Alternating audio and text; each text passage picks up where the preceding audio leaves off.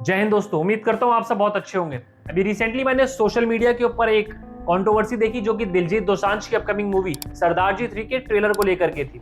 वैसे मेरा कोई भी इंटरेस्ट नहीं है, ना ही दिलजीत दोसांझ के अंदर, ना ही उसकी किसी मूवी के अंदर।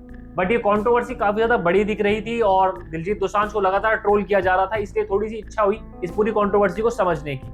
तो उससे ये पता लगा कि दिलजीत दोसांझ की मूवी सरदार जी 3 का ट्रेलर संडे की शाम को इंस्टाग्राम पे लॉन्च किया गया और उस ट्रेलर के अंदर पाकिस्तान की फेमस एक्ट्रेस हानिया आमिर को देखा गया।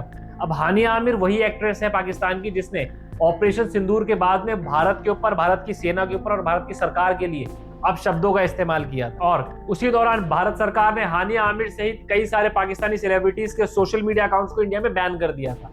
लेकिन बावजूद उसके हमारे देश के चहेते सुपरस्टार दिलजीत दोसांझ उसी हानिया आमिर को बड़े पर्दे पर लेकर के आ रहे हैं। अब यहाँ पे एक चीज मुझे बिल्कुल भी समझ नहीं आ रही है, जहां एक तरफ आप भारत के अंदर कॉन्सर्ट्स कर रहे हैं, हर शहरों में जा जाके अपने हाथों में तिरंगा लेकर के आप कॉन्सर्ट कर रहे हैं, आप भारत की बात कर रहे हैं, आप हिंदुस्तान की बात कर रहे हैं। आप कहते हैं कि हिंदुस्तान किसी के बाप का थोड़ी है।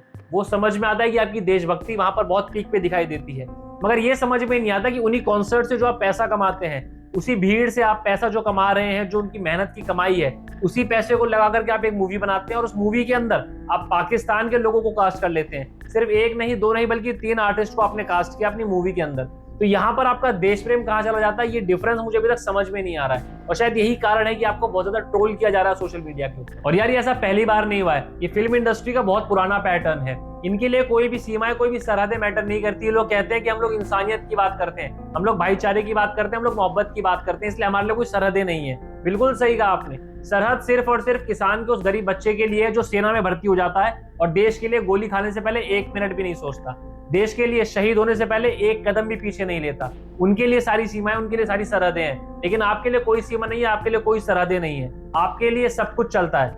उसके बाद मैंने इस कंट्रोवर्सी की थोड़ी सी और डिटेलिंग करी, जिससे मुझे ये पता लगा कि मेकर्स का ये कहना है कि इस मूवी की शूटिंग ऑपरेशन सिंदूर से पहले ही हो चुकी थी, इसलिए अब वहां पर जाकर के उस एक्ट्रेस को रिप्लेस करना बहुत ज्यादा कॉस्टली पड़ जाता।